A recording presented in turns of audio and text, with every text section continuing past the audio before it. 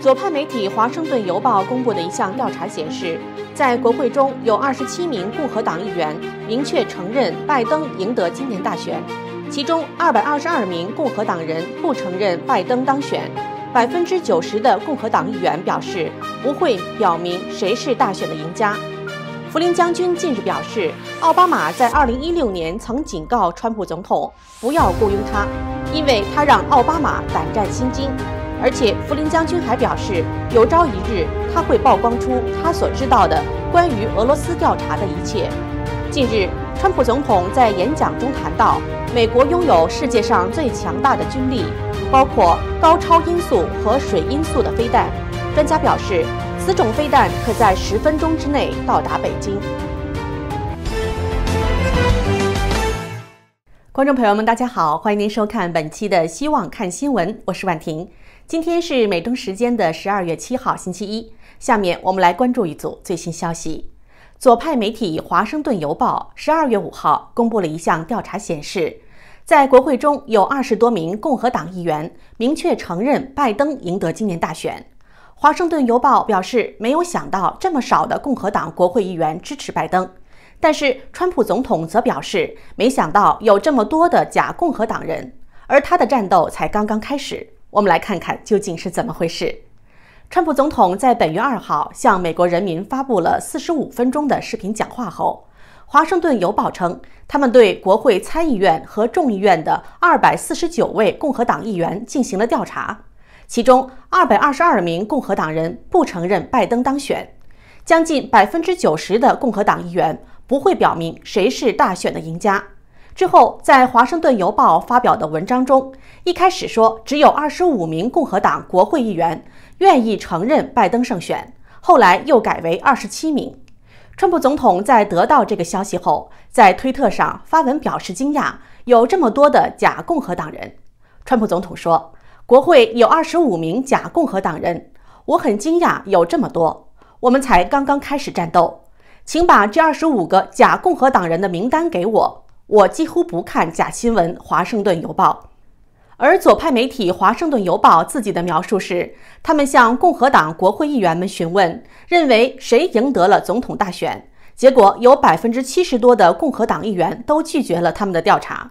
华盛顿邮报说，他们得到的结果是，只有27名共和党议员明确表示是拜登胜选，其余的绝大多数共和党议员没有理睬这个调查。除此之外，华盛顿邮报还研究了共和党国会议员最近几周发表的公开声明，以确定他们对拜登的态度。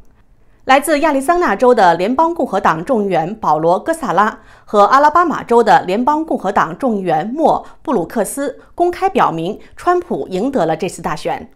力挺川普的共和党联邦众议员布鲁克斯表示，在1月6号国会联席会议对选举人团投票结果进行认证时，他计划提出挑战。他表示，这次大选遭到窃取，如果只计合法选票，川普才是赢家。国会认证应该反映这一点。目前，尽管6个关键摇摆州的法律诉讼还没有结果，民主党人拜登就在11月7号自称赢得了大选，但是大多数的共和党人至今都对拜登没有任何表示，这大概让拜登和民主党感到不舒服和心虚。外界分析认为，今年的大选与2016年大选的一个相同之处，川普总统的支持者中既有共和党人，也有不少民主党人和独立人士。今年的非共和党支持者比例更高，而川普总统的反对者中，除了极左的民主党人，也有共和党中的建制派人士。他们作为既得利益者，不希望川普总统改变现状。川普总统把那些不接受美国第一和让美国再次伟大的既得利益者们称为是不爱美国的人，不是爱国者。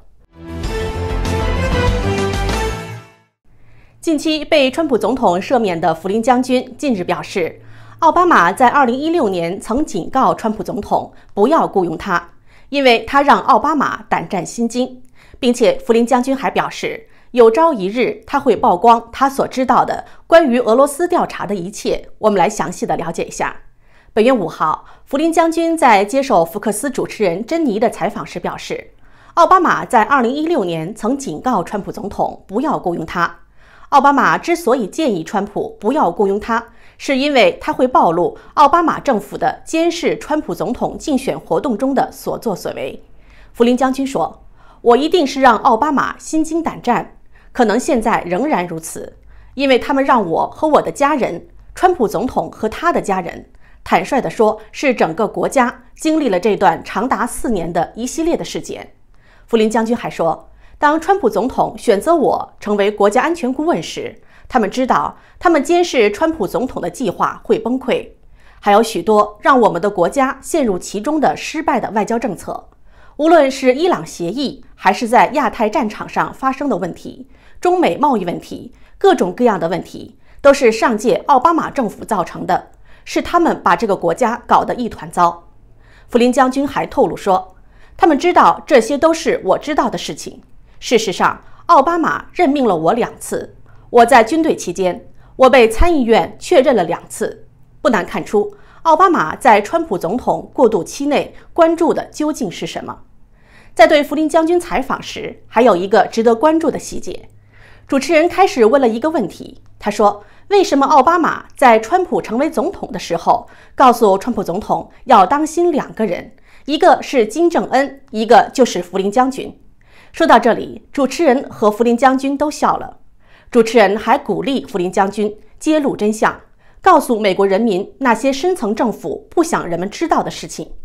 除此之外，3天前，福林将军在接受美国保守派评论员达恩·邦吉诺的采访中，还谈到了现在发生的一切都是一个圈套，都是为了搞倒他，搞倒川普总统。福林将军说：“我是川普总统任命的第1人，在川普总统进入白宫的团队中任职，所以首先我要与几十上百个国家进行交流，其中之一当然是俄罗斯。然而背后的所有杂音实际上是一个明显的圈套，这是我们直到最近才真正了解到这些。我们终于意识到了这是一个真实的陷阱，我是被攻击的目标之一。实际上，他们在川普总统2016年击败希拉里之后，就打算要让川普总统下台，他们早就开始了。川普总统本月5号携夫人赴乔治亚州，为2位共和党参议员竞选连任助阵。川普在演讲中谈到美国的伟大与强盛时指出，美国拥有世界上最强大的军力，包括高超音速和水音速的飞弹，随后引发了外界广泛的好奇与关注。我们来具体的了解一下。在本月5号的乔治亚集会上，川普总统谈到，美国是一个伟大的国家，也是世界上最强盛的国家。他指出，美国拥有世界上最先进的军队，不仅拥有新式战机、轰炸机，还拥有高超音速与水音速飞弹。这时，川普对观众强调说：“你们知道什么是水音速的飞弹吗？”随后，川普总统的有关水音速飞弹的说法马上就引起了外界的特别关注。外界注意到，川普总统在今年5月曾宣布，美国军方正在研发特别飞弹，其飞行速度与其他飞弹要快上17倍。